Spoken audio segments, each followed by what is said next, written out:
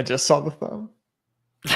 All right, we are live for Off and On the Clock today. Pete Overzet here with the Badge Bros, and we heard some shenanigans were afoot in Ball Mania over the weekend. So today we're going to hop in a draft, make sure there's no funny business going on, that everyone's drafting structurally sound teams, no more than 3 quarterbacks. And if you took one early, it better just be a 2 QB team, brother. This is Off and On the Clock with Pete and Badge Bros. Let's do it.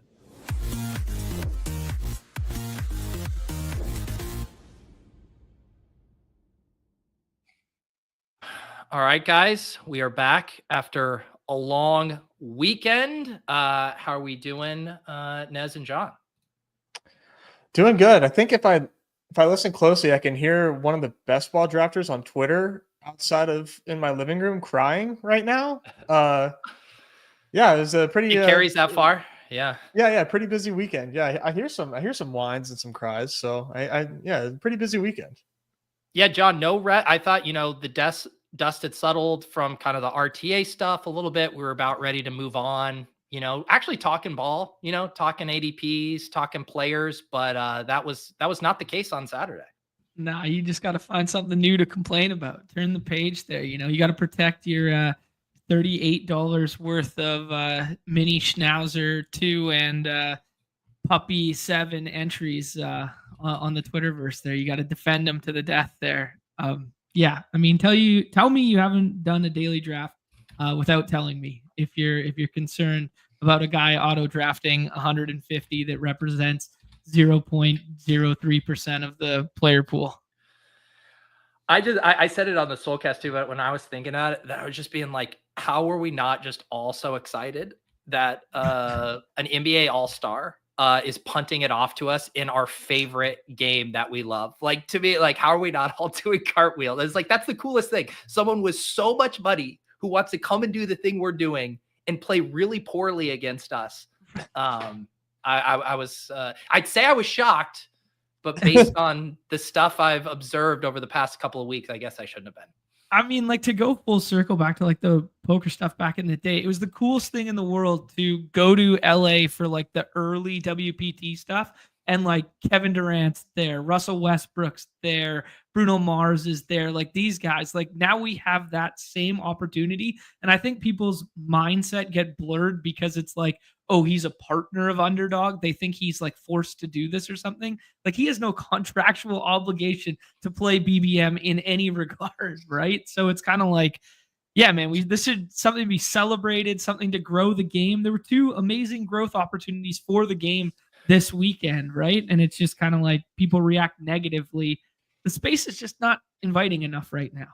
If Gilbert Arenas wanted to quickly punt through some site credit, I'm pretty sure they'll let you bet a lot on pick'ems, and all you have to do is just tail a couple Jack Settleman picks online. I mean, you can burn through some credit real quickly if you want. Or you can burn through it the way Nez tried to last night with the counter Jon. The best bit going. Who hit more picks, Jon? I don't know. I didn't look. I just know I lost. Yeah, the Wolves fade did not pay off. We hit more picks than you on the fade. I thought. Did you guys do the same entry, just opposite sides? I oppoed Jon because he had too much of a Wolves fade for my liking, so I just literally full oppoed him with my extender and tweeted it. Does that mean I should come in as the centrist and find the best ones on each of your the 2? And you would have hit. That? I think you would have hit if you would have done that. Mm-hmm. Yeah, I will say just to play devil's advocate. Yeah, real quick. Do it. Steelman it. Yeah, like, I think people do have the right to be annoyed with Gil in their drafts. Like, if I was in a draft with Gil and like all of a sudden, like, all the QBs are gone and all the good tight ends are gone, like, yeah, I got to adjust. It is what it is. I think these people are like justified to be like annoyed by it.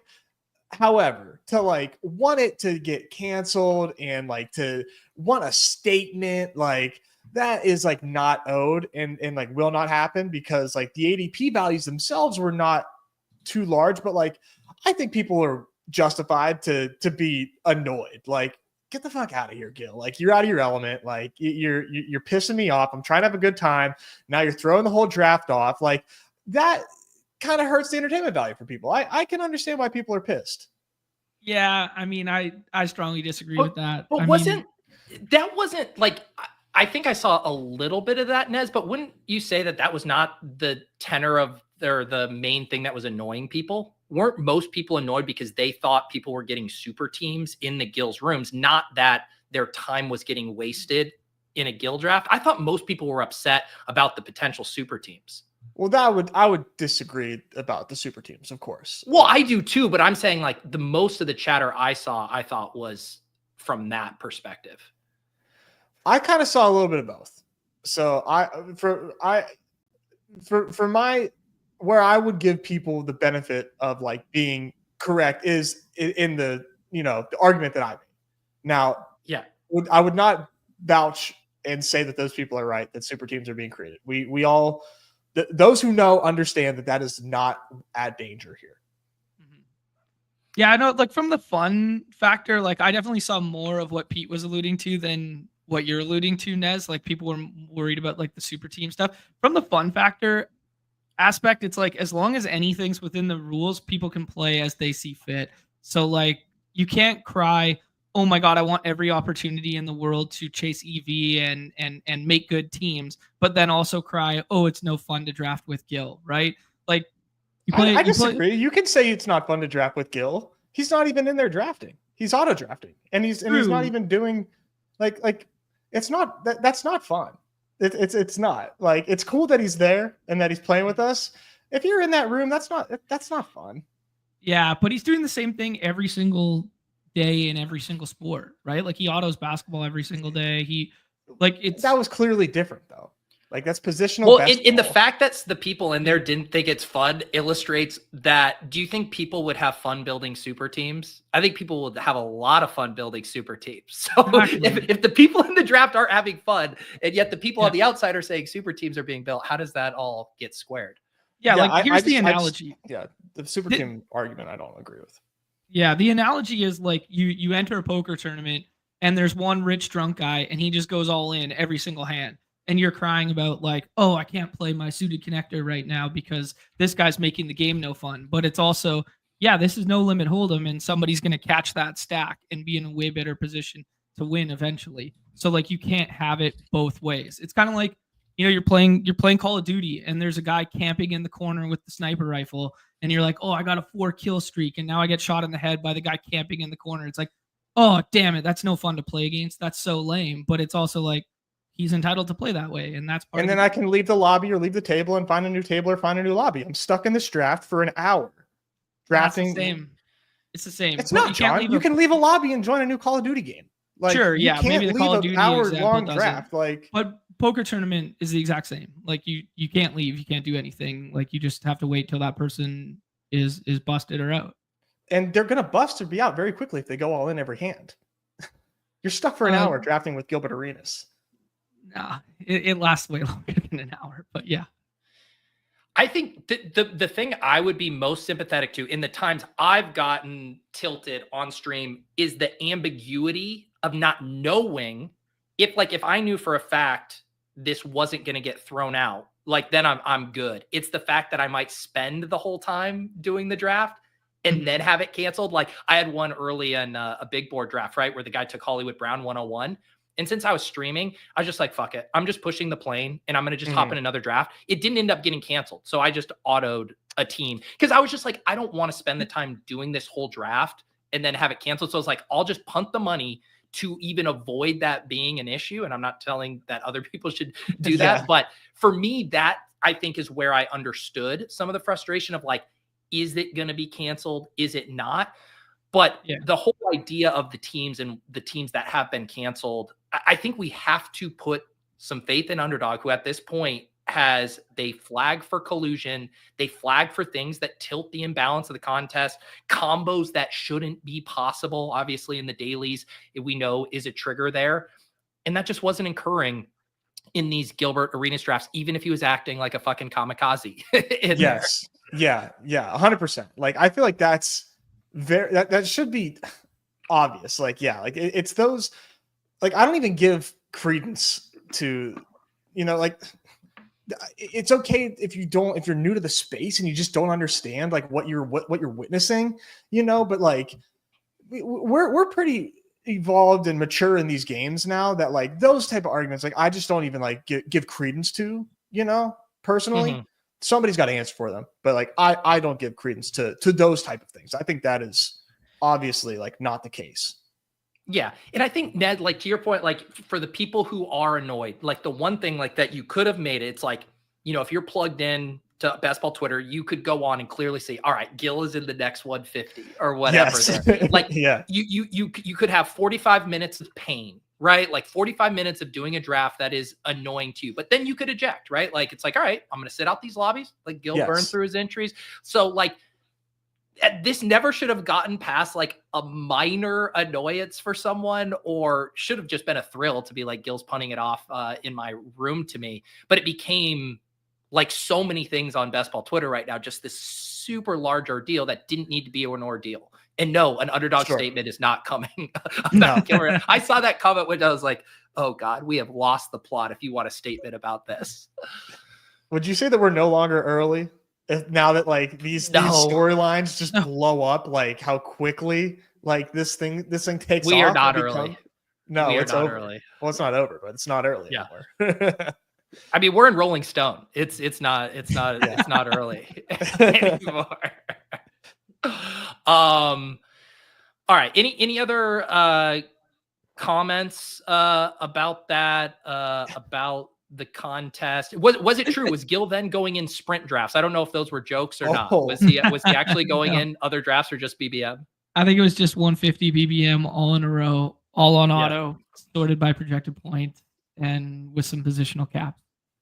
So I think Jack, I made a Jack joke earlier. I think his MO, at least the past 2 years, is he realizes like in mid-August that he wants to, or like late August that he wants to max BBM. And I'm pretty sure he just autoed off of ADP. Or I think he actually uploaded ETR ranks. I think he uploaded ETR ranks and autoed all of his teams. Yeah. That's what he did for the first 5 weeks of Dog Bowls too. Yeah. Oh yeah, was it? Yeah. Yeah. Oh yeah. Forgot about that. He did make it to the Dog Bowl, but no, yeah, he didn't qualify.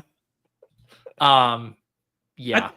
I think one last thing to just say associated with your point there, Pete, on like whether you should push the plane, move on or whatever. I would just always draft assuming a draft is going to hold until canceled otherwise. And I know that's like annoying for people to hear and stuff, but the onus is on you as a drafter. The onus is on you as the user to make that decision.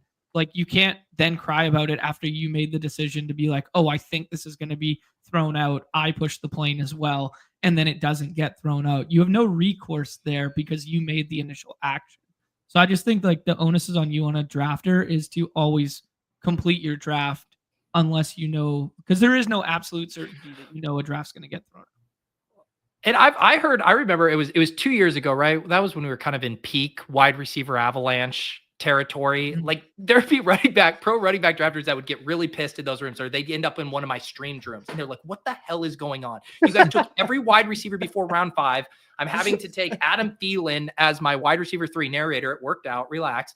And like, they're just like, I'm not having fun. Like, I don't want to draft in this, but that is also the game we're playing. It's the reason you look at what the guy on the turn has, and that's going to inform your decision. You see what your opponents are doing. You understand like the positional runs. Like, isn't that the whole point? Like these drafts are dynamic and different, and knowing how to navigate different rooms. And like, yeah, if someone's drafting a crazy quarterback thing, and I saw lots of sharp drafters being like, yeah, I prioritize my quarterbacks ahead of ADP. Like I found a way. This is the curveball that was thrown at me in this draft. I couldn't just put it on my own autopilot, so to speak, and sleepwalk through the draft. And I used a little bit of game theory to capitalize on it. Yeah, like one last parallel to like GTO and poker related concepts is like the closer you are to like equilibrium and wanting to play GTO is based on everybody else playing GTO. So we've grown very accustomed to every single draft room that we're in, everybody playing closer to that, especially in this early draft window when it primarily is only sickos drafting, that we've grown accustomed to like the way in which we draft is like closer and closer to GTO. right? Now, when someone comes in there and deviates the furthest from it, that's the time in which you have to play the most counter exploitative and abandon your GTO principles and go with it. So people in these rooms shouldn't have been crying about it. They should have adapted on the fly. As soon as he goes double elite quarterback, or you see him go 3 elite quarterback, or you see one screenshot on the internet, like, oh yeah, now all of a sudden you got to start doing your chase with Burrow at like the 1-2 turn instead of trying to push it to round 7 when everybody else is playing GTO in parentheses. Yeah. I think it too. It does. It to me reveals something that I think I've noticed, more and more. Like people, and some of this is going to sound so obvious, but people fucking love to draft. And one of the reasons we struggle sometimes to fill other contests, and we can talk about price point and all of that, but different style contests is because there isn't the content infrastructure and the rankings infrastructure and the things around it that allow you to mindlessly almost draft. Like I can go out on a run where I am breathing heavily and whatever, and draft a team on my phone without much thought because I've done it so many times. I can't go do that with, other contests where I need to be looking at the bye weeks or whatever. So I think there's this element of people fucking love just mindlessly drafting. And I don't even say that as a pejorative. Like it's a fun thing to just be able to do that. And I think these moments kind of throw you out of that rhythm of like, oh no, I can't sleepwalk through this. I have to fucking pay attention and adjust. And then that's like you were saying, Nez, that's a slight annoyance. But to me, it reveals like people's relationship to these draft games is more just like, let me just vibe out and draft, man. And if you're harshing my mellow, like that's upsetting me. And that's a subset of the whole like super team thing that we all agree is dumb. But I do think there's that element of people just want to vibe out and draft $3 schnauzers, man. It's true. I mean, that's why the most popular tweet outside of like Gil's in my lobby this season has been like, somebody snipe my Burrow. Like that is like the biggest meme right now is like, God, I couldn't get Burrow like 1 round past ADP. Like, and you see it all the time. Like it's hand in hand. Which is, and that again illustrates the thing, right? Like the rooms where you can get Burrow are going to be like badged up drafters, people staying in their own lane. Like most badged up drafters don't want an unstacked Burrow or backstacking it with Mike Gesicki and Andre Yosef. So you're like driving at the parallels of like, hey, some of these idiots who aren't consuming 14,000 hours of best ball content, who don't understand maybe the tight probability of him coming about, pushing it. Like, I don't want to draft against those guys. I just want to be in with a bunch of people so I can just vibe out and do my thing in these drafts. Well, I mean, you guys want to run parallels to the playoff contest. It's like, that's why you prefer drafting with sharps, in quotations, any playoff style contest, because everybody stays in their lane, right? Those ones are the most mindless to draft. I brought that up on Swolecast. That was the comparison I was thinking of with all of this, because it was almost like people were like, I saw a lot of comments of like, he's drafting bad. Like, how does he not know better? Like, how does he not know the rules? And I'm like, imagine if we applied that logic to the the playoff best ball contests, where how many drafters are in there? Like they're drafting off ADP. They're drafting all these one-off studs, having no clue that they are completely dead on arrival. Like they just do not understand how the contest works. We would never, ever want those teams to get thrown out. And people also acknowledge some of these teams, and actually a lot of them are going to advance because they are structured to advance out of round 1. And I'm actually going to get beat by a lot of these teams, but then the teams I do get through are going to get to compete against a lot of these poorly structured teams. Like that's a dynamic that we fully embraced with this. Like they're going to make my life harder in some spit, or they're, punting it off in other regards. But for our overall, success in the tournament, it's more dead money. That's like good for sharp players on the whole. Like we need to be celebrating and fostering that. Exactly. Right. Like you're allowed to draft bad teams and it's encouraged to draft bad teams. Yeah. Okay. Any other topics before we hop in a BBM draft and make sure that there's no funny business going on? We got to talk about the face of Rolling Stones there. Like we got to talk about Herzig front and center. Like that's just so cool for growth of the game, just in general. Like I've been a long time Herzig guy. He was one of the first guys I ever met in this space. I thought it was just very, very cool. I was shocked there was no mention of ETR in the whole article. Like I thought there'd be an establish the run mention or something in there, but I aside from what was included in the article, just taking a step back and being like, yo, this is pretty dope that they're talking about best ball in a mainstream magazine front and center. You want to talk about mushing the games, man? They let everybody in on the big secret that you got to stack your quarterback. No, that's a counterintuitive strategy. Gil didn't read it, man. Yeah, it's interesting too, because like, so Dave Hill he's an interesting dude. Like, he's a comedian. He's done a lot of pieces within the like poker, sports betting, like he likes hanging out in that range. But it was interesting too, because I feel like a lot of his pieces normally have like kind of like more of a story element to it. And this was just like a true profile piece, right? Or just like, this is what happened. I do wonder like how engaging it is for someone not familiar with like the fantasy world. Like I'm trying to think if I read, I don't even know what would be a comparable thing where I guess any kind of outside hobby thing. Yeah, I think the comparable that I was drawing mentally, and obviously it stems from the poker stuff, is like the old school stories of like Daniel Negreanu sleeping on a guy's couch and then, being through college and playing online and then making it. It was kind of building Herzig up in that fashion. Like, this was a normal dude with a job and loved fantasy football with his friends. And now look at this. You can spin this into a career. You can spin this into $1 million lifestyle. Like, I thought the arc was like the build up from normal dude to still working a normal job while doing this quantitative research to then being the best kind of thing. So I was drawing parallels to like early poker boom stuff like that. And I think that the thing poker always has the advantage on us with that is like, because half of the sport takes place IRL, or at least, with like the tournaments and stuff, is like, if you made online poker the only part of poker, like, it's a lot harder to tell compelling stories about things like man at his computer. And so I think it's a tough task. Like, there's a reason we don't get lots of profiles of fantasy players, because it's hard to tell really compelling stories about them. And obviously, like, billing it as the best fantasy player is like the only way you could even have a hook, right? Otherwise it has to be like a scandal, right? It has to be like the Jaden Tanner, that's the only way that our little fantasy corner is gonna make headlines. Yeah, no, it's true. I read it. Yeah, I thought it was cool for the games and everything. And I really liked, I think what it does is it gives hope to the home league, sweat lords. Cause there was a piece on there about how he was aggregating ESPN public league waiver wires to make his waiver wire decisions for his $5 home league. Like that. I gained so much respect for that one.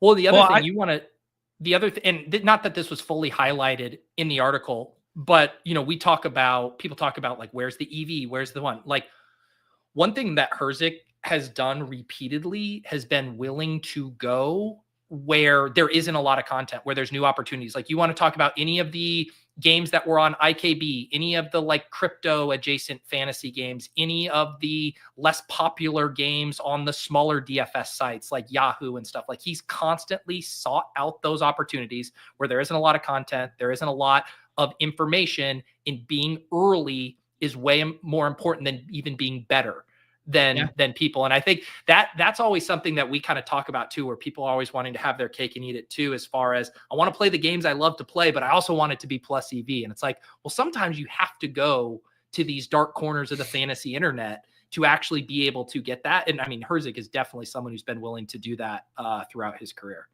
Yeah, I mean, like, that's the 101 GTO Bales take from 15 years ago, is like what he wrote with all that, go where other people aren't going, go before them, and then get out before it gets, the state of equilibrium, basically. Yeah. So what would it take to get someone from the Daily community written up in Rolling Stone?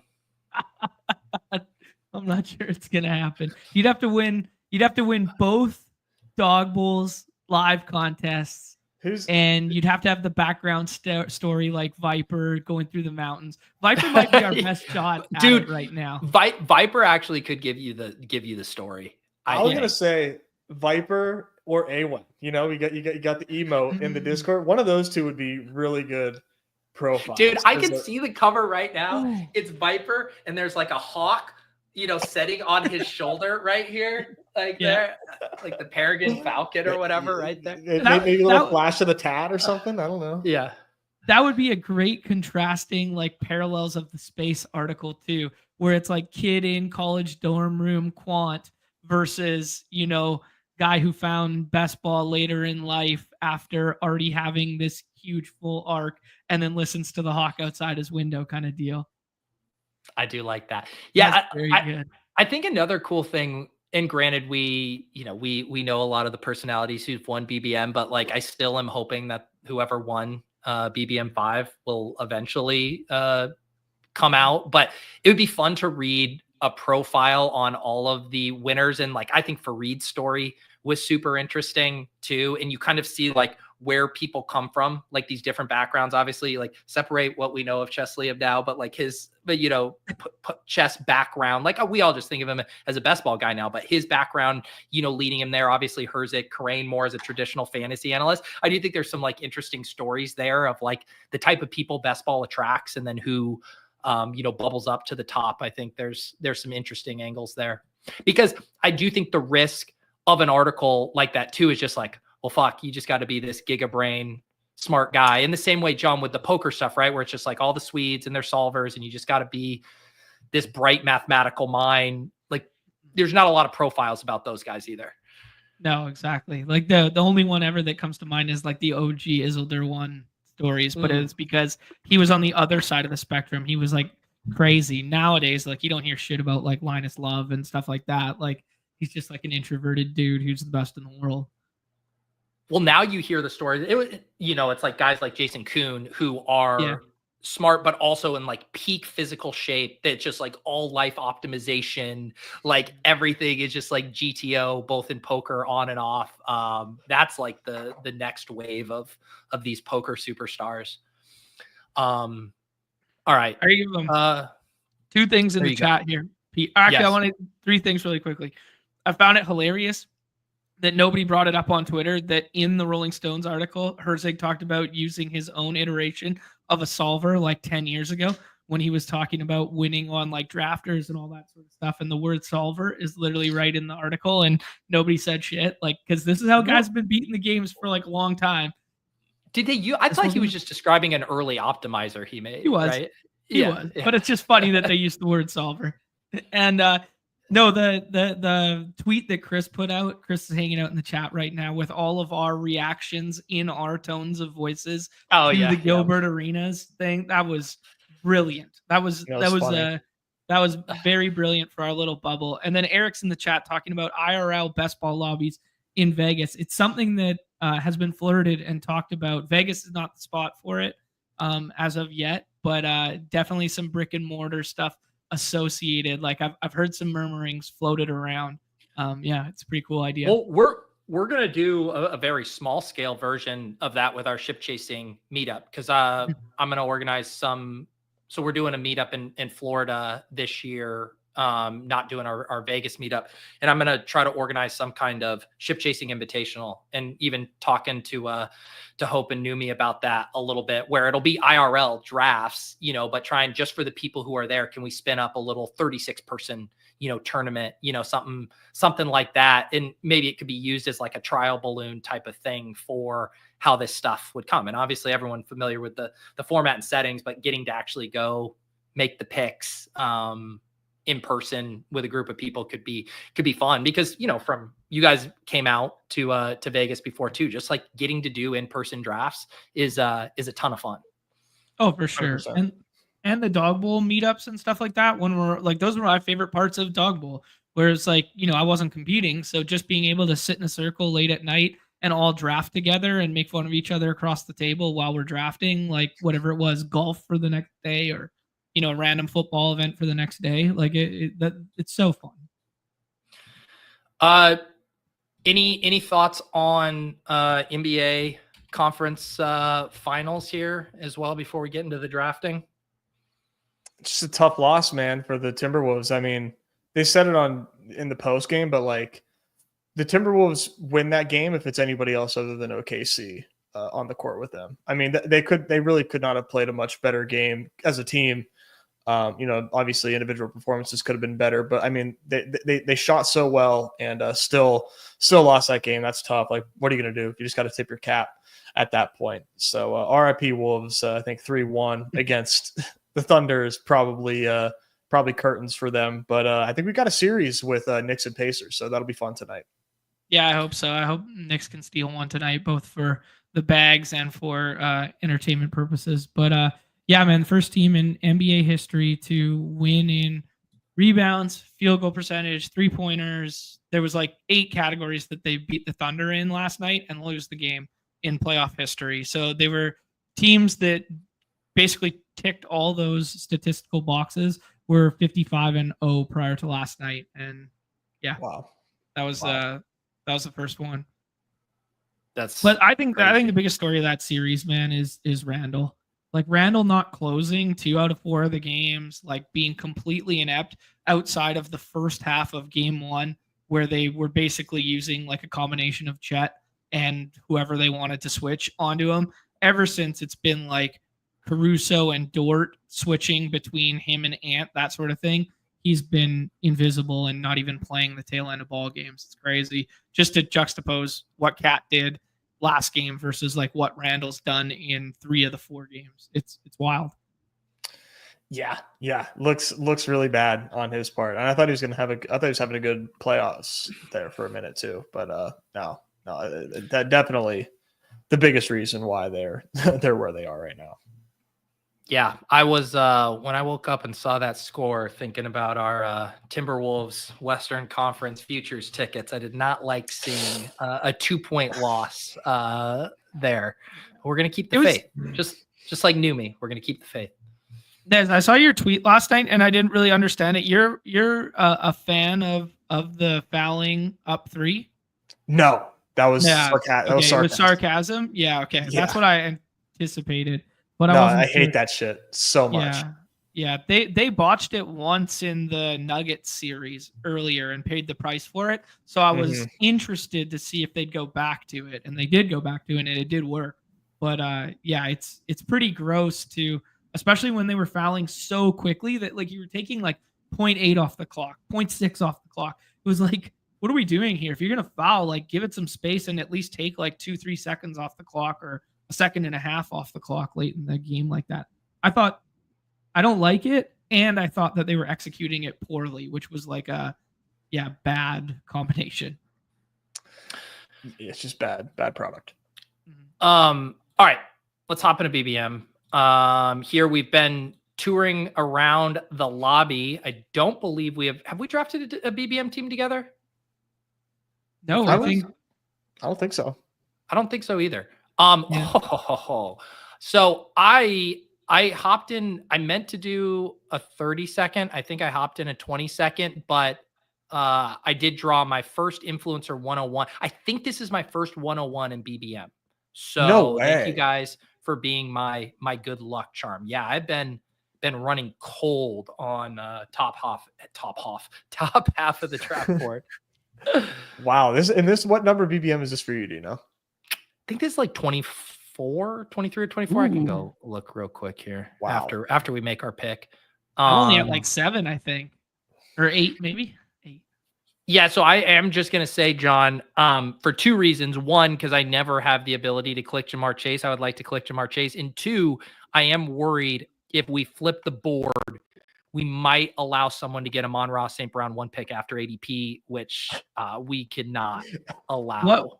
One of my favorite comments that I saw, like in all the Gil stuff, apart from you're just a company man on the take, like as if they don't, like, tell me you've never watched our content ever before. But the other comment was oh man, he gave up so many Genty plus Brian Thomas teams, and I was just like, surely that'll matter. Surely that's 100%, man. Yeah. That 2 picks of ADP. And then I jumped into BBM the next morning. And the very first BBM I was in, I got the Genty plus Brian Thomas combination without Gil in there and just instantly tweeted it out. I was like, this is hysterical. Classic GM. Yeah, why hating on Gil for providing GMs, and we all famously know that the GM teams in an 18 pick best ball tournament are what take it down. Yeah, 100%. Yeah, let me go see here. Because I didn't have best ball breakfast yesterday because of the holiday, so I've been fiending. No, this is big board. I always click on the pre-draft one first. Yeah, this is draft number 25. Wow. Oh, wow. Number 25 here. And let me scroll through. Yeah, I don't think any OOTC in here. So yeah, our first BBM draft together. If for some reason this is your guys' first time watching Off and on the Clock, we've been doing shows on the different contests. So we've done marathon, we've done sprint, we've done eliminator. I think it'd be fun maybe next week to circle back to eliminator now that we have the bye weeks. I think that's the contest I'm going to start kind of drafting in my personal time because I'm just keeping my BBMs for streams, but I think I want to start really digging into the eliminator with my free drafts. Pete, I have for you sure ran want to max of Yeah. which one? That's right. the eliminator Yeah. for sure. What were you going to say, John? No, I was going to make a joke about your EV and only streaming your drafts, but Nez had something real to say. It's the nice thing is I in this happened even the first year I did that 2 years ago is even from different streamed rooms they took on like different vibes. Like some of my best teams were drafted during the Swolecast stream drafts we did. The best ball breakfast drafts were always really hard. But even now, like I do the Deposit Kingdom videos, so those are pre-recorded. So like I get a good variety in the rooms, and I could at this point I do not care. I will take, and I do think this year more than I just haven't felt the wide receiver avalanche dynamic like putting me into spots where I'm like, oh fuck, I wish I didn't have to be in this draft room with these people. It's just like I feel like the builds, there's more ways to skin a cat in drafts this year. I think it's because the field feels that way too, right? Like it's good. Yeah. It's a good thing. It's a healthy dynamic right now. So again, because I never get the 101, I don't even know what it's like to have the opportunity to set up the Cincy double. I guess I'm agnostic on it. I'm curious, how would you guys want to play this turn? I have no strong takes here. I haven't done one yet. I like Jacobs. You guys want to do Wilson and Jacobs? You split the baby. Yeah. I'm not like super amped up to get Higgins with Chase, especially if we get sniped. Okay. Yeah. This also, because when I entered, I was assuming that we would get in with some of our friends in the chat here, but it's snap filled. And I do notice we have 4 non-badges, which every single non-badge ratchets up the risk of a Burrow push going wrong. Especially if they miss 2 picks in a row, man. And that's it. It's just like cascades because then they get put on autopilot. And, that's true. And it's just, it's over. Yeah. And I think I guess where I'm at, and it's not about the Burrow thing itself. I've always struggled, and I think it might just be a leak. I just don't seem to enjoy the premium stacks when I have to spend. It was like last year, I didn't really like doing the Eagles one where I had to spend like my first 3 picks on AJ Brown, Devontae Smith, and Hurts to get it. A lot of times, sometimes you could sneak in an extra pick in there, but I've never liked how much that's asking of a single team to do for 3 straight weeks. And I know it can work out. It absolutely can work out, but I'd prefer to have my like heavy correlations be slightly cheaper. Yeah, I think it's totally fair. I mean, the first 2 picks being wide receiver 1 and 2 of the same team. I mean, that is just like that's tough. That's tough to commit to, for me personally, at least. Especially when they're ceiling outcomes ping pong usually, right? Like it'd be good for the entirety of a season, but like they're ceiling outcomes in isolated weeks ping pong, right? Yeah, for sure. And I mean, if you could be like, results oriented and be like, well, BBM winner didn't use like his first round, score and, all that, but like it does, over time, not a great bet to make, in my opinion. Yeah. Yeah. And I think too. What's that? I was about to say we get some nice love in the chat. The opposite side of the best ball community here rolling through. Wow. We got BBG. our guy, Best Ball Guy, with 10 membies, 5 to my channel, 5 to the Badge Bros channel. I just did a stream with Best Ball Guy last week. He used me as a nugget that he could dangle to get to Karain. He said he didn't think Karain would come on the show unless Karain saw me on the show. So he first got me on, and now he's angling to get Karain on. The dude's a pro. He knows how to work his angles. That's right. That's awesome. Shout out BBG. Big fan. Yeah. Are you guys worried about, every time someone gifts a sub around here, that means more people get to watch the Badge Bros Membies only, where you guys give out a lot of alpha in the daily games, which is actually reducing the EV for your existing members. So I think you guys need to address this elephant in the room. Yeah. Time to up the prices for new members, I guess. I don't know. I like how Manly Moose says, I wonder if people will be as high on the eliminator if they've all been eliminated in week 6. What if I asked you, I wonder how high people will be on BBM after they all get eliminated in week 15? They always come back, Manly Moose. They always still come here, back. baby. I'm still here. Okay. Let's do this. 20 Devontae seconds. Smith, Sutton, Metcalf, Zay, Hurts. You could do like a Devontae Hurts is interesting. Yeah, good I with like it. Pickens as well. Well, let's grab Devontae first. We can have a quick sec to discuss. Can we scroll down a little bit for a sec? What else Yeah. we got? Yeah, we got the Burrow one there too if we want it. Yeah, I'm good with Hurts. I'm good with Burrow. I'm good with Pickens, you said, Nez? Yeah, Hurts or Pickens were my options. Sure. Let's do Hurts. I do think, one thing, obviously Justin Fields would be a great quarterback for this team. If you pass on Hurts here, we're not going to get Burrow, right? Because the Higgins drafter is going to likely take him, especially because they got McBride building out that game stack. So then we start to kind of like, we're more looking at backdoor quarterback options most likely. So I don't mind locking up the stack there, especially because Devontae falls a little bit. Not that it means that Hurts and Devontae are unique because their ADPs kind of line up pretty well, but I like that turn there.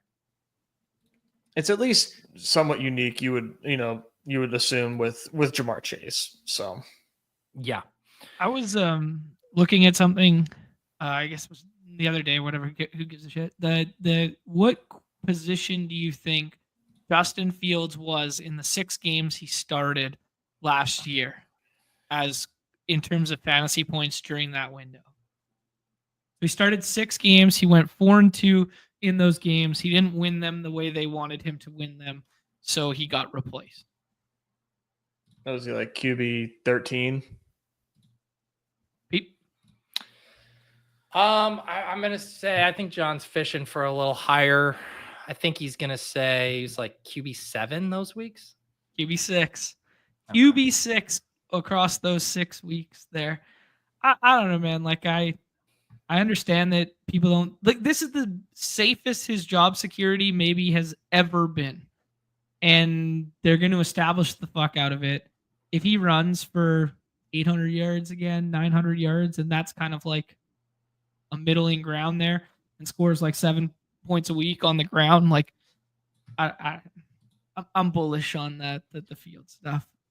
Who's going to take his job?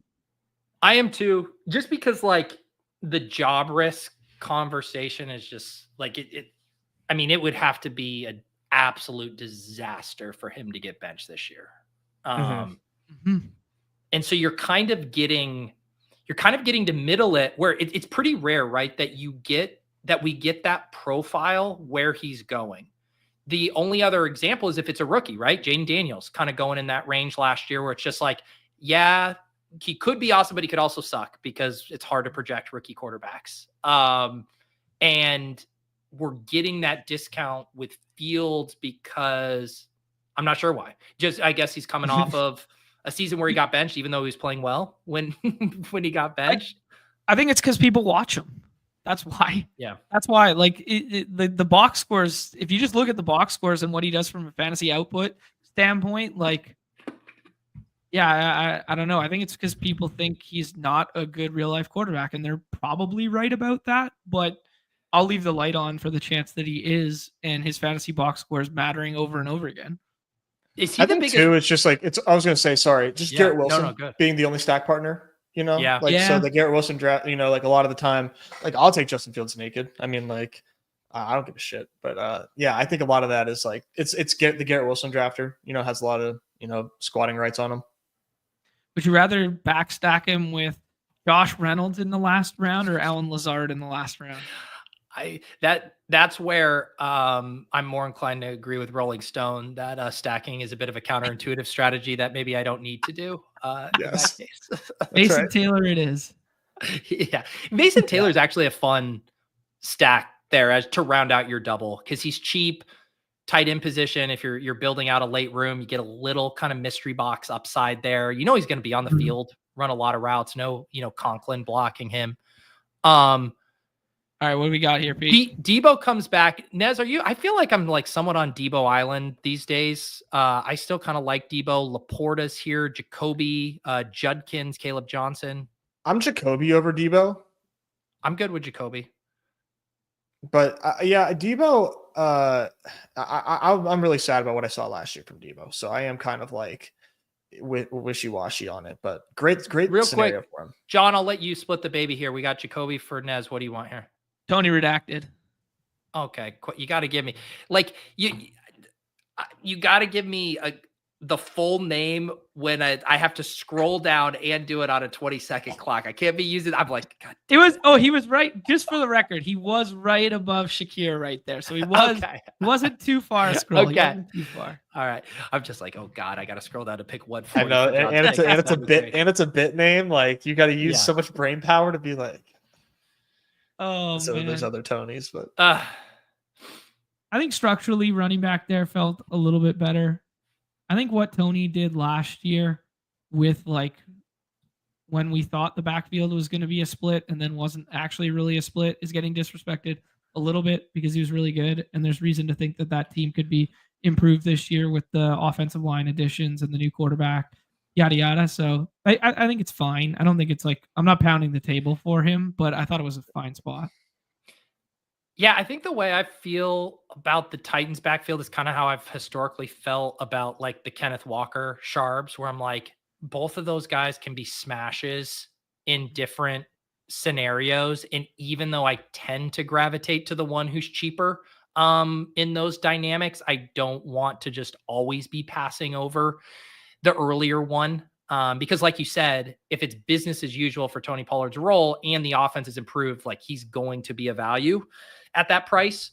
There is a decent amount of coach speak right now though, too, about we want it to be more of a split with Spears, but you can always say you've said that before too. And then it didn't really bear out.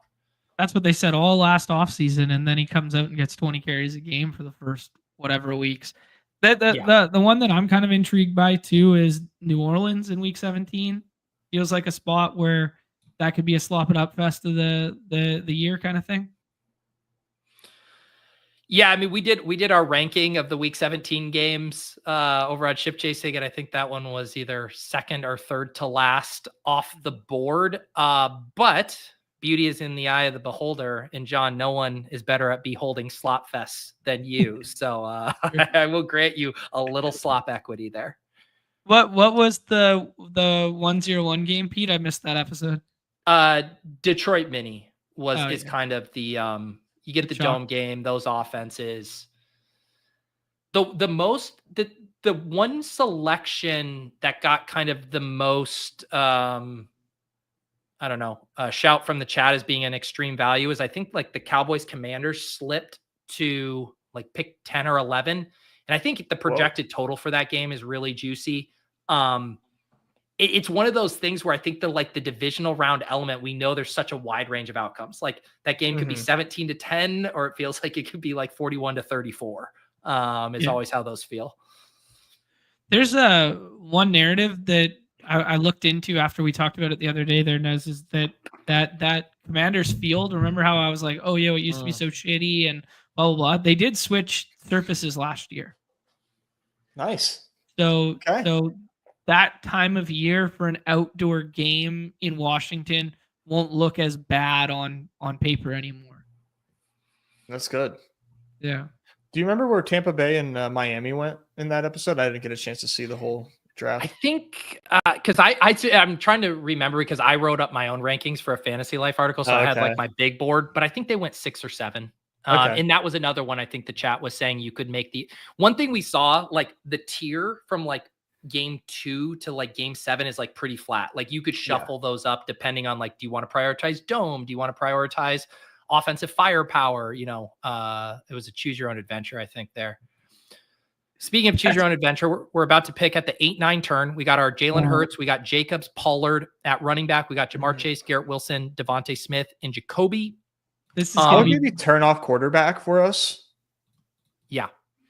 This is going to be very telling to see if you're with or against us, Pete. Why? We've been Scatta boys, but are you mounting up? Scatabo. I love Scatabo. All right, let's go Scotty. Scatta boys mount up. Little correlation with Jacoby. Yeah, so this is an interesting spot here. I mean, tight end, we do have Goddard in our back pocket. We could just pull the trigger on Fields if we want to be done at quarterback.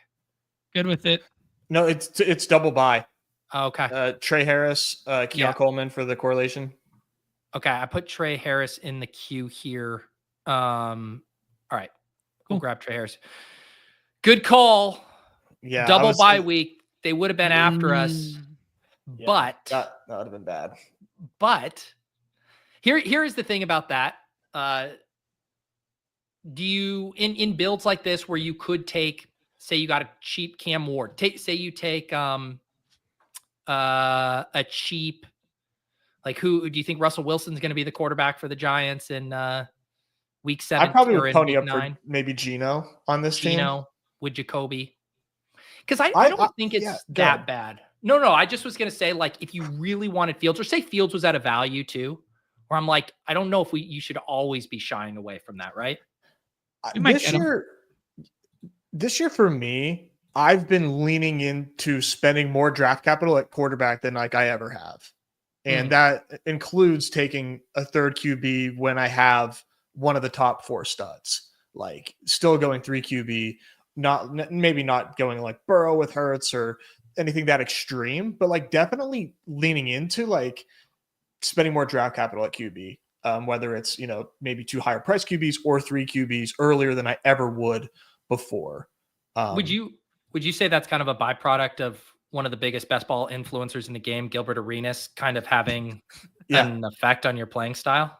Yeah, he spooked me. And now I know that all the QB prices have gone up because of him. So you got to adjust. You got to adapt or die.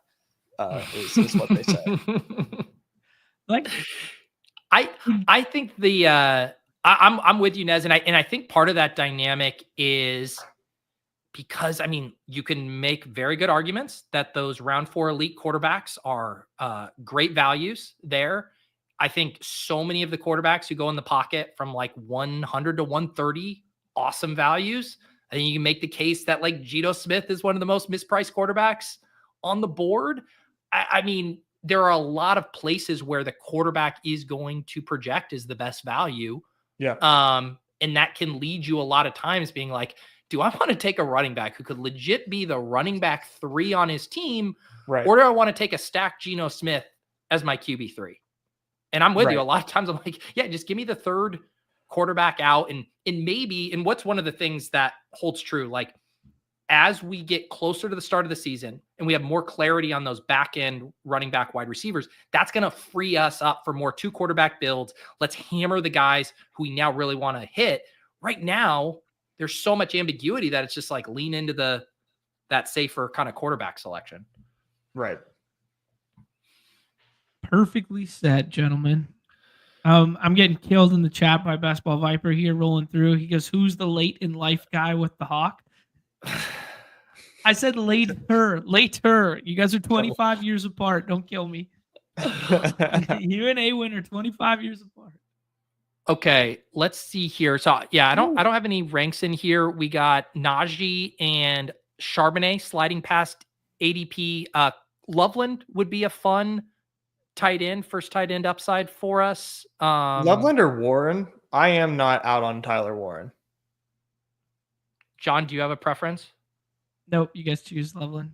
All right, we can do Warren. I'm with you, Nez. I'm not out on Warren either. John, what do you like for this pick? We got a 1-3-5-1. Let's try and win the Jags backfield. Or take Christian Kirk. I like Christian Kirk too. Nez, Tootin or Kirk? Let's go Tootin. Boom. There it is. I think Tootin a good running back for on this team. We get Jacobs and Pollard up top.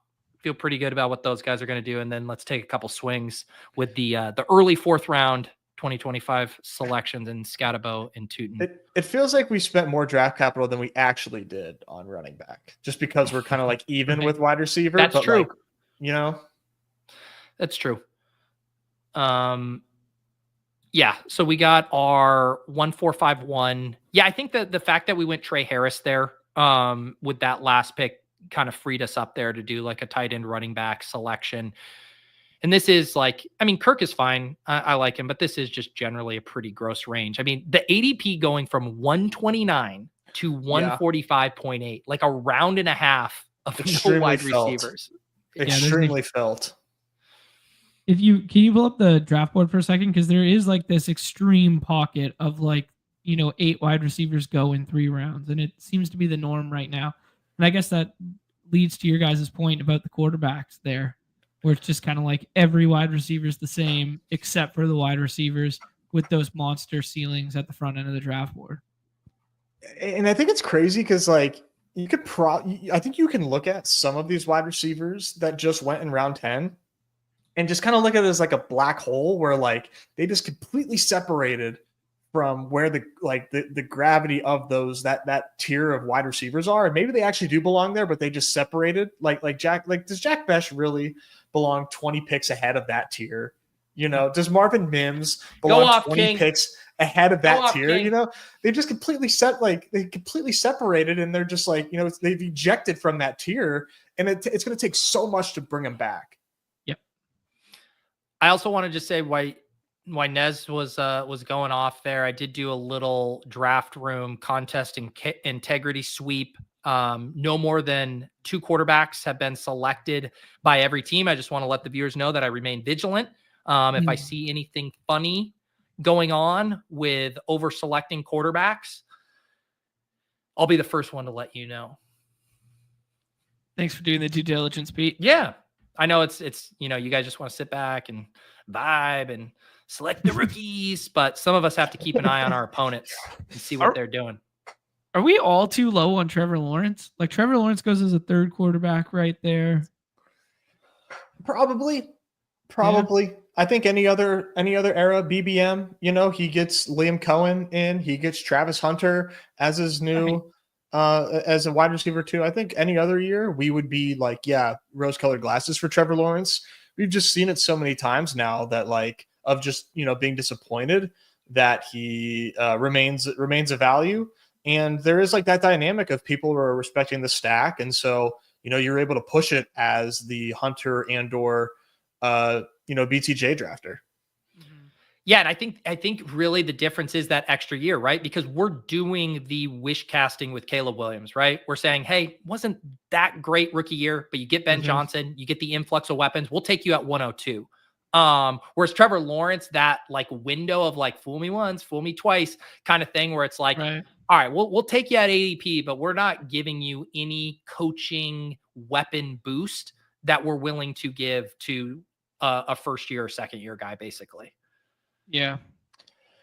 I haven't begun my, getting fooled again Bears campaign yet in drafts, but I am fully prepared to. I'm gearing up to start drafting Bears again. I was gonna definitely float Jordan Love way past ADP there. Goddard seems like a smash with What do you think about Goddard Palmer? Is Palmer too much of like a week 17 slap play? I'm glad you brought it up because I had not even gotten there. I like Palmer in this range. What else do we got if we scroll a bit? You're in a pretty flat tier here of Leggett. Yeah. I think I like Dobbs over the tier, but I'm good with the correlation if you want the correlation. Yeah, I mean Dobbs is correlated too. I think Dobbs is a good pick. I will say, John, Dobbs comes back a decent amount of the time as well. Mhm. We should also probably stay vigilant on Gino. Because we don't Yeah. have any other kind of prime stacking candidates here outside of Mhm. him. I guess Cam Yeah. Ward with Pollard. I don't mind building out like a little back stack there too. Wouldn't be bad. Yeah, and then you Yeah, can and you can take get a guy Shea that- too. Yeah. Yeah, there's also Love or the rookie. What's the rookie's Yep. name again? DK. Man, I would have liked Love. That would have been a fun turn if Love comes back, because then you can. I guess we would have had a decision, right? Where you say, do you go Love and Dobbs along with Jacobs, or do you go Love and still lock up Goddard? Well, you can wait and take like Wicks Yeah. later too. For sure. Yeah. That's probably always like should be the motto of like, if you're having to decide between two things and one of them is a Green Bay Packers wide receiver, probably just wait for the next Green Bay Packers wide receiver. Yeah. This drafter took Jordan Love unstacked, obviously as a big value. We'll see if they try to backstack it, but I have reported them for taking an unstacked quarterback. Just kind of ruins the contest integrity. Yeah. Yeah. Numi's got his work cut out for him for sure. Here's the team so far. 1-4-6-2. We got Hurts at quarterback, Jacobs, Pollard, Scatabo, Tootin at running back, Jamar Chase, Garrett Wilson, Devontae Smith, Jacoby Myers, Trey Harris, and Joshua Palmer at wide receiver, tight end Colston, Loveland, and Dallas Goddard there. So we're in good shape positionally. Professional ass team. How would you rank your confidence interval 1 through 100 on this being a 2 tight end team? 98. 1 to 100. Yeah, as in like 100, I feel great about it. 1, I need 3 or I hate it. I think I would say a 30. Yeah. I'm kind of conflicted because like I was a huge 3 tight end guy because I just thought that I could draft good late tight ends. And now I'm just wondering if like that, like, like what do I win when I win with it, And I'm wondering if that's just like not good, or maybe that's more of like an eliminator thing where I can, be more tight end, agnostic, or maybe that's the wrong way to describe it, but just wanted to throw that out there. I'd rather have 2 quarterbacks than 3 tight ends on this team. Wait, did we just lose Gino and Cam Ward? You guys are sick. Ward. What are your thoughts on Anthony Richardson? I'm fine. I kind of like Anthony Richardson. What's his bye week? We're good there. 11. Yeah. I think this is probably a running back or wide receiver. Tillman, Wandell, Roshan, Rico, Pat Bryant, Jalen Wright. John, go ahead. Tillman. Are we scared about the timeline and injury? But I think he's just like the best of the grouping. And his price will rise if he comes back like fully healthy. I know everyone's worried about the quarterbacks, but what was his injury? Yeah, I'm less worried about the quarterback stuff at that price, but I guess I'm now need my memory jogged on if there were any updates about his. Was there actual concern about his injury timeline? Originally, yeah, when I was drafting big board season, but I don't know now. Seriously? Okay. For the concussion? I think so.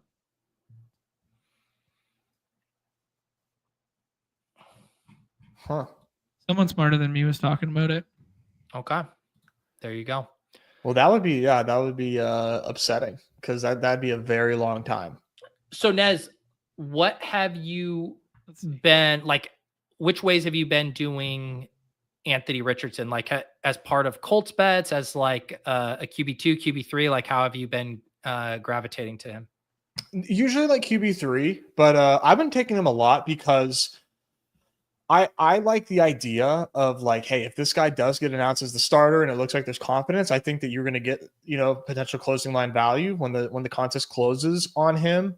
And I sort of see him as that Justin Fields bet too, where we didn't have confidence that he was the starter, but I think that he could be the starter and eventually, be, when it matters most, of course, is when you really want Anthony Richardson starting. It's just Daniel Jones back there. I know obviously he's a more competent starter than, well, maybe that's not a thing to say over Joe Flacco, but I just like the bet with Anthony Richardson at price, considering that when he does play, like his projection is always like pretty awesome. Yeah. No, I mean, I think we pulled up the fantasy life projections. I don't know. Was that on this show? But the week 1 projections, and I think we had him as like a top 7 or top 8 week 1 projection there. Wow. Makes sense. Yeah. Fun up here on fantasy life, obviously the full season long projections, but also week 1 projections are up now as well. That's fun.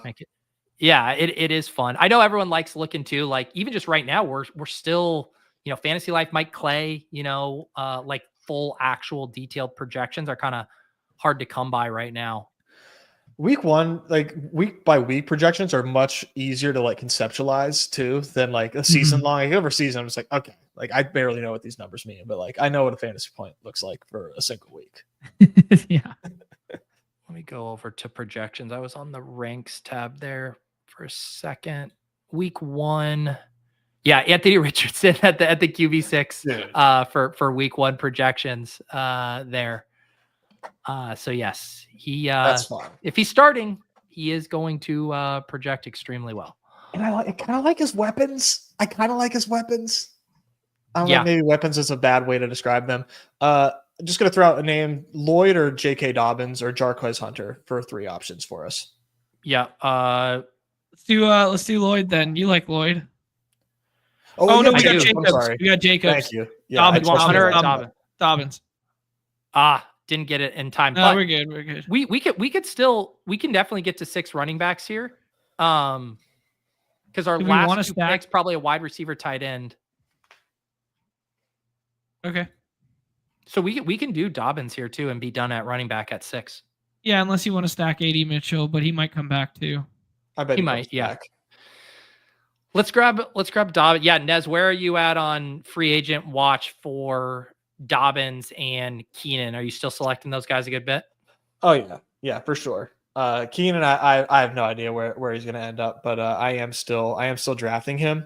Dobbins, I don't know either with Dobbins, but I am still drafting J.K. Dobbins as well. Like this is just a really good price to be drafting a guy who has the opportunity to go to a team who wants to spend money on him, and and likely a situation where he's probably going to be used unless he just doesn't get signed at all. But always a potential outcome there, of course, too. But I haven't heard any buzz, and I don't know what I would even what the dream spot would be at this point for Dobbins.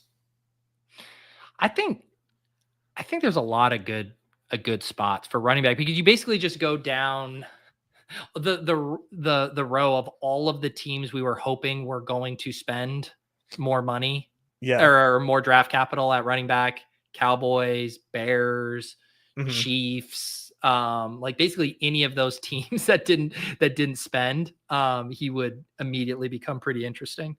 Chiefs, I think, would be best case scenario. Maybe that's obvious, but I think Bears. Yeah. You think Chiefs is better than Bears? I think Bears is like the most desirable landing spot right now. That would be fun too, of course. Bears is pretty good because his competition for just like those early down touches, like I think they'd be kind of content being like, all right, Swift, go back to that third down role. Whereas it would be a pretty big indictment about Pacheco. They would basically be in like, we just don't trust where Pacheco's at right now if they brought him in. I'm okay with Dobbins being like that trap back. Is Kareem Hunt's a free agent? No, I'm just saying he just got drafted here at 208. So people still taking stabs in that Chiefs backfield. Yeah. Are we in the camp of wide receiver here on this last one? What do we got right now? 2672? Yeah. So I think I would be pretty agnostic between wide receiver and tight end. My slight lean is tight end, but it would be kind of player specific. Like if there's a stack or a player we like, then I can. Did Eddie Mitchell go yet? He did. He did. Yeah. Our guy Ty Felton is still there, John. Yeah, and it does stack with Jacobs. No, we did it again. Oh shit, Jesus! Well, he's in the he's in the 101 game stack. If you didn't know, yeah, it's just not fair. They give us that week 17 matchup two years in a row. I'm gonna keep trying to make it a thing.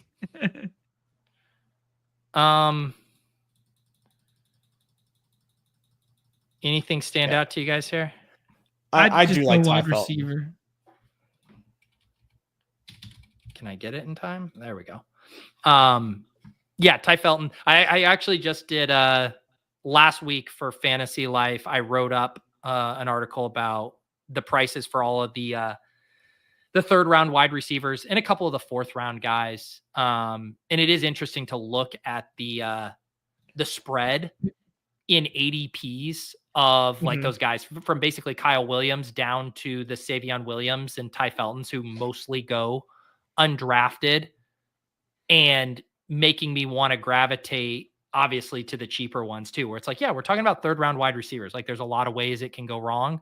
But yeah, Felton, Savion both stood out to me as guys. You know, the funny thing in my piece, I said I'm still Felton mainly just taking on McCarthy teams.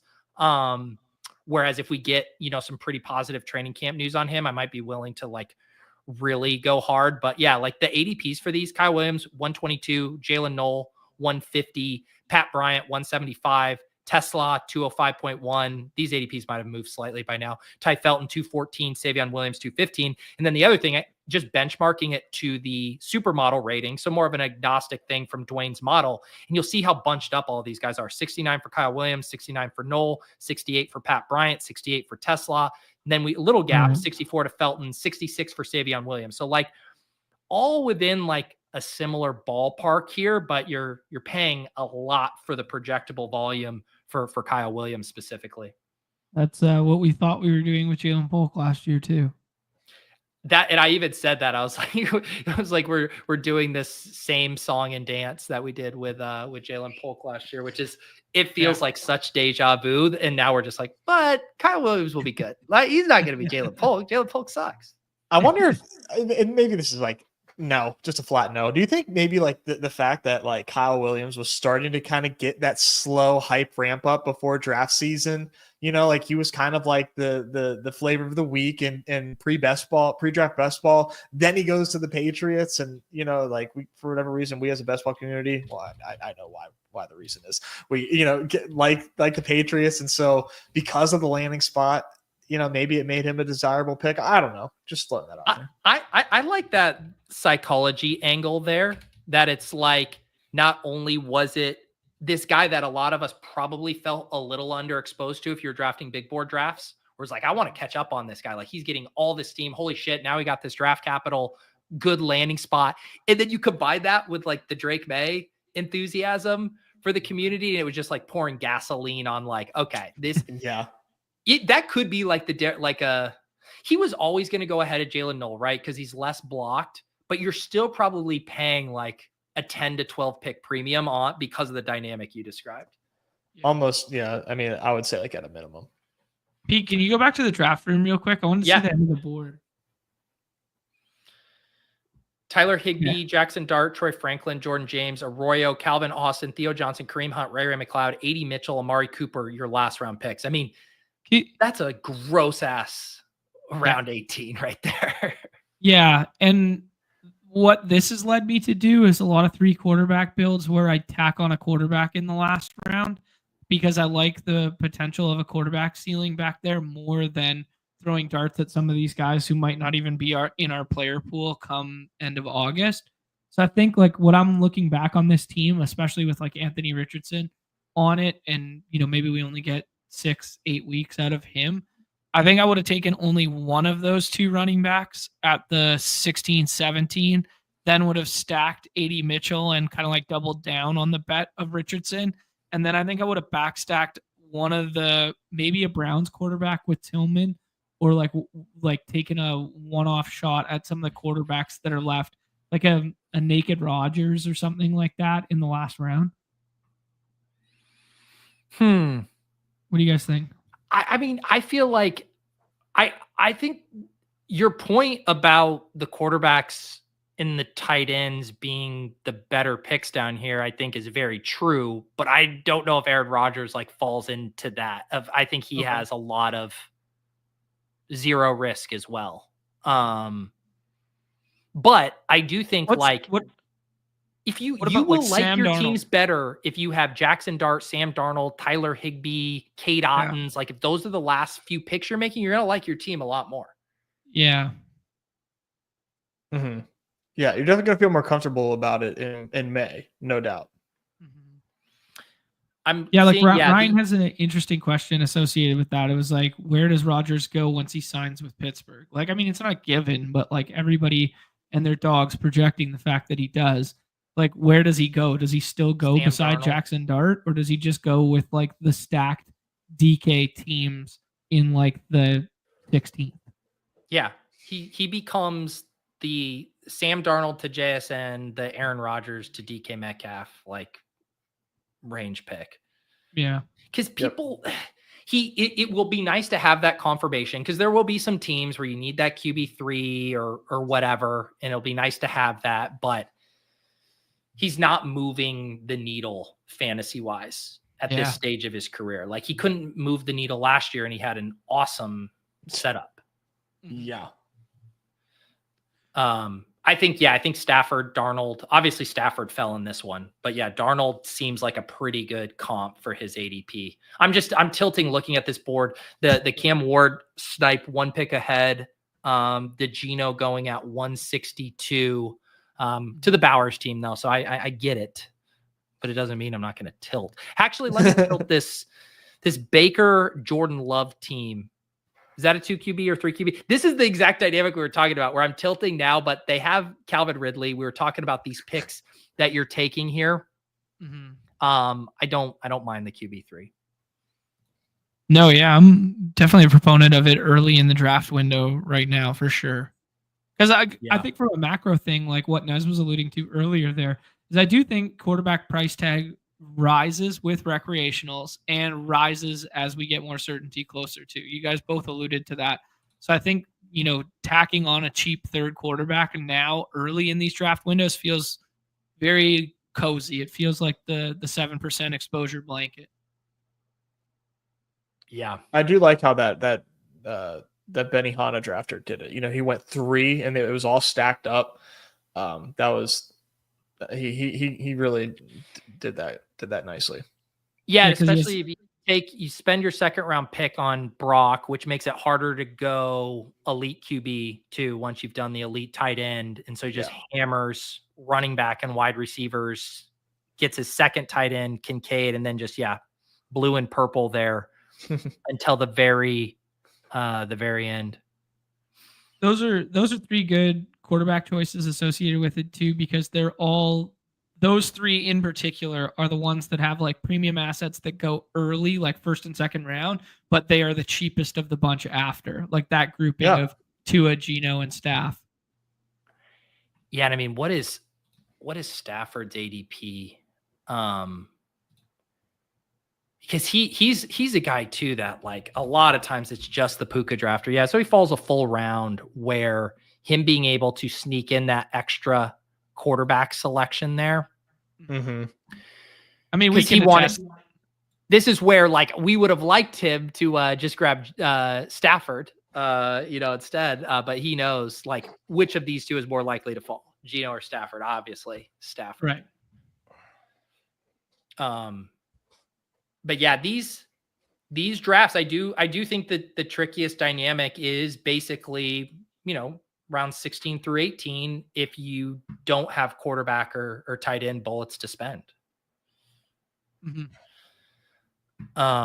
It's crazy though. I was just looking on my timeline, because I'm going to go write the Fantasy Life newsletter here when we're done. And And we're now all of like the feed is now just full of all the like the mini camp type stuff, like Dalton Kincaid running with the sevens. I was like, all right, the fire hose is open here. Yeah. Here we go. Travis Etienne wasn't at OTAs or Who whatever. was that? Today? I saw Kirk Cousins wasn't. That was the other one people were wondering about. Future Steeler question mark? I hope not. Who would you prefer? Would you rather have Kirk Cousins or Aaron Rodgers? Oh my God, the bullet. Yeah, seriously. Probably I don't know. Probably I think Rodgers. I'd still probably take Rodgers. I think I'd take Cousins. That's weird. Yeah. Okay. I also think Cousins is just in which environment? Cousins in Pittsburgh. I think I mean, Cousins just seems like, you know what, there's Nepo babies. He's an arena baby. Like the second this guy got out of the comfy confines, like I don't trust this guy outdoors playing in fucking Pittsburgh, Nez. Like at least Rodgers has done it in Green Bay and in New York. Like throw the warmer on and be okay. Kirk Cousins ain't handling that. I'm worried, man, because Tomlin does not strike me as somebody that is like going to tank. And I'm like, no. But all signs kind of point to it right now. A little bit of a tanky-ish vibes going on. There was just a report, I think it was Ben Solak, it was from his article, where he was like, there's like 4 very interesting nuggets regarding TJ Watt and like the looming extension, and that there's been no talks about it.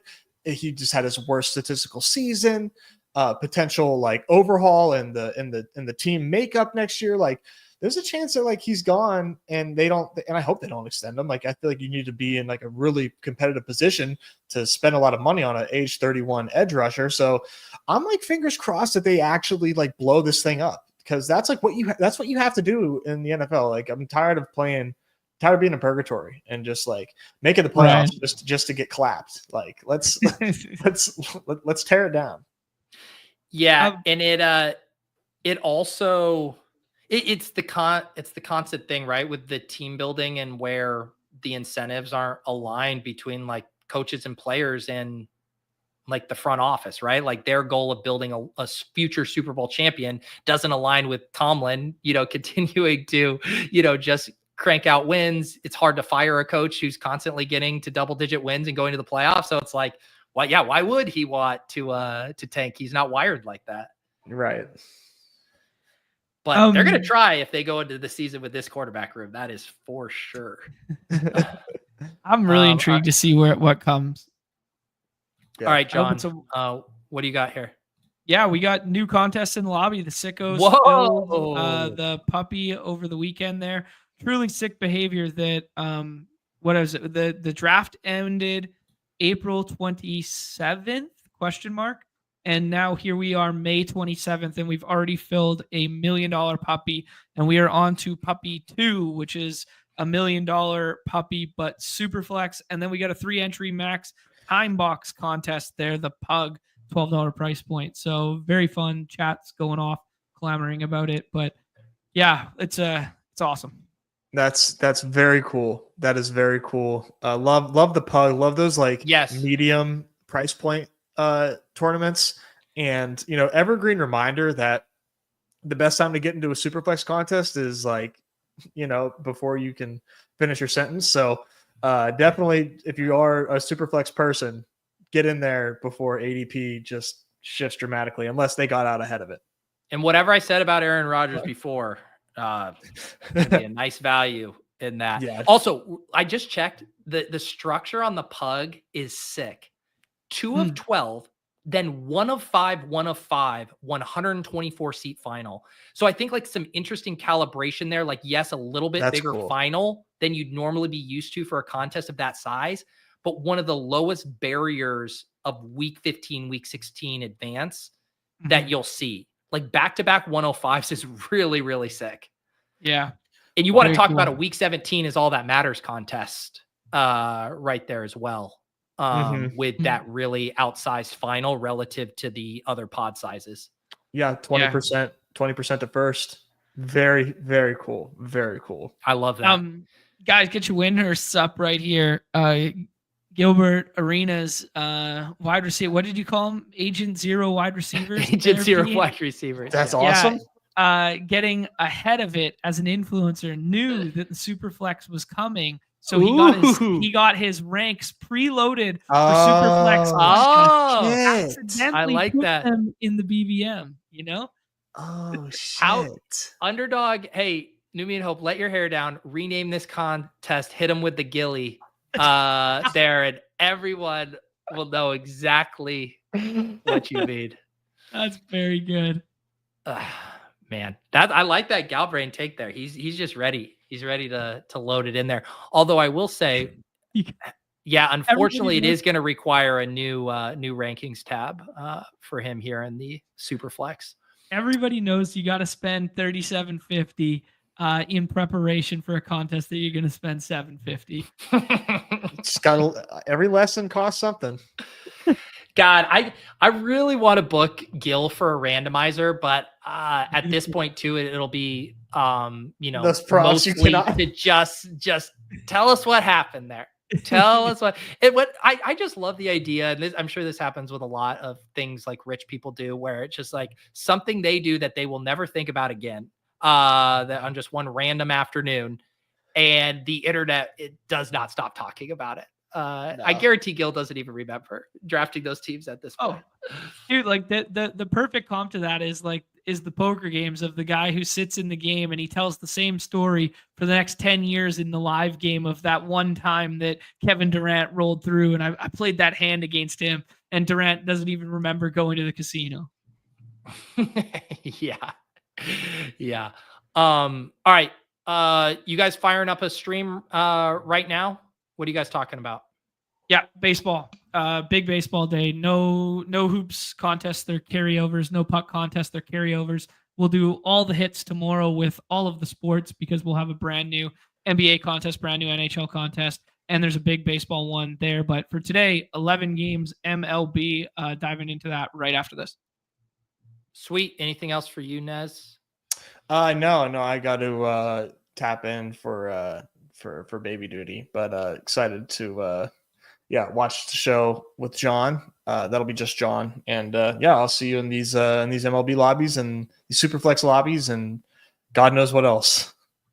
There you go. For me, randomizer returning tomorrow, but also as part of a new show I'm doing. Maybe you saw the posts about it on Twitter.